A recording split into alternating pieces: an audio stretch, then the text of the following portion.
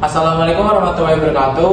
Perkenalkan, kami dari kelompok 2. Saya Fernanda Alvareza. Saya Didi Sofian Amanda. Saya Tia Delunilaya. Saya Nindya Putri Hapsari. Saya Ivan Rogil Kurnianto.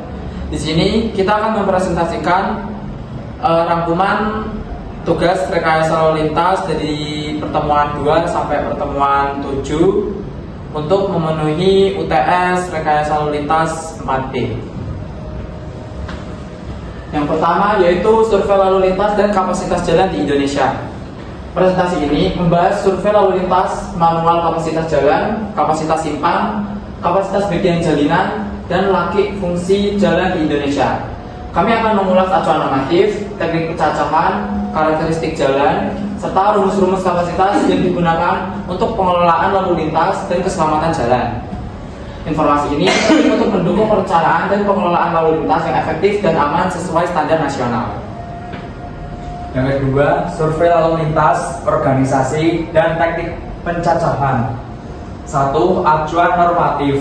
Survei mengacu pada UU nomor 13/1980, UU nomor 14/1992, dan PP nomor 26/1985, 43/1993, 44/1993.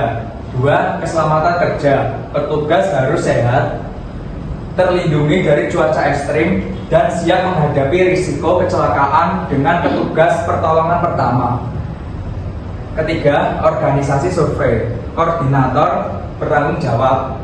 Ketua kelompok mengawasi petugas pencacah, menghitung kendaraan, dan membantu umum mendukung operasional. Teknik pencacahan. Perhitungan dilakukan setiap 15 menit secara manual menggunakan garis silang atau tali konter. Fokus pada kendaraan bermotor. Manual kapasitas jalan Indonesia MKJI 1997. Jenis jalan 2 garis miring 2. 2/, iya gak sih? Itu 2/2 UD. Iya. Ulangi lagi, mau lagi. Ini manual kapasitas jalan Indonesia menurut MKJI tahun 1997. Menurut MKJI. Belajarnya kan lagi. Juga menuju. Ya wes. Ayo, action 1, 2. Ini meliputi lebar, median, bahu, curves. Meliputi segi. Menurut MKJI tahun 1, 2, 3. Manual kapasitas jalan Indonesia menurut MKJI 1997. Jenis jalan 2/2 UD. 2 lajur 2 arah tidak terbagi. 4/2 D. 4 lajur 2 arah terbagi. 6/2 D. 6 lajur 2 arah terbagi. 1 sampai 3/1 jalan 1 arah. Karakteristik jalan. Geometri meliputi lebar, median, bahu, curves, arus lalu lintas dan komposisi kendaraan, hambatan samping, dan perilaku pengemudi. hambatan samping dan rumus kapasitas jalan. Hambatan samping yang pertama ada pejalan kaki dengan bobot 0,5. Yang kedua ada kendaraan berhenti dengan bobot 1. Yang ketiga ada kendaraan lambat dengan bobot 0,4. Yang keempat ada kendaraan keluar masuk dengan bobot 0,7. Kemudian ada rumus kapasitas jalan. Rumusnya yaitu C sama dengan CO dikali FCW dikali FCSP dikali FCSP dikali FCCS, dengan CO kapasitas dasar, FCW penyesuaian lebar jalur, FCSP penyesuaian pemisah arah, FCSF hambatan samping, FCCS ukuran kota. Next, kapasitas samping, apil dan pendekatan arus jenuh.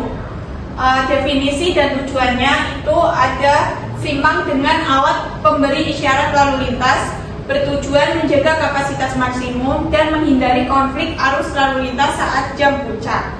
Kemudian pendekatannya, jenis pendekatannya itu ada yang pertama terlindung atau P, tidak ada konflik dari arah berlawanan. Terlawan O, menghadapi konflik dari kendaraan lawan arah. Arus jenuh S dipengaruhi oleh lebar pendekat efektif dan kondisi lapangan seperti ukuran kota, hambatan samping, dan parkir.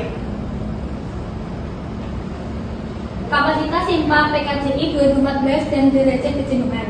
Yang pertama ada jenis simpang, tak bersinyal, dan berdasarkan bentuk seperti simpang T, simpang 4, dan bundaran. Yang kedua, rumus kapasitas simpang yaitu C sama dengan CO kali FLP, kali FM, kali FUK, kali FHS, kali FBKI, kali FBKA, kali FRMI. Yang ketiga ada derajat kejenuhan. DJ sama dengan I per C, menunjukkan tingkat penggunaan simpang. Nilai ideal DJ kurang lebih 0,85. Kapasitas bagian jalinan dan rancangan bundaran.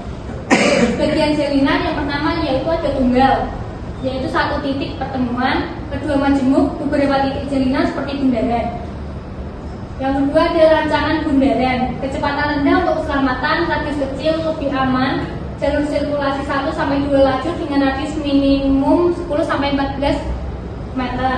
Rumus kapasitas C sama dengan CO kali FUK kali FRSU dengan tundaan diukur per kendaraan perjalanan. Lain fungsi jalan LFJ dan prinsip jalan aman. Pengertian LFJ, evaluasi teknis dan administratif untuk menentukan apakah jalan aman dan layak digunakan. 2. Kategori kelaikan.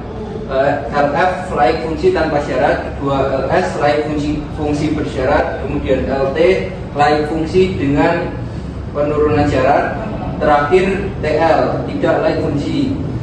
Prinsip jalan aman. 1. Self-explaining atau rambut dan marka mudah dimengerti. Kemudian self-enforcing, memaksa kepatuhan tanpa polisi. Terakhir forgiving road atau dampak tabrak tidak fatal.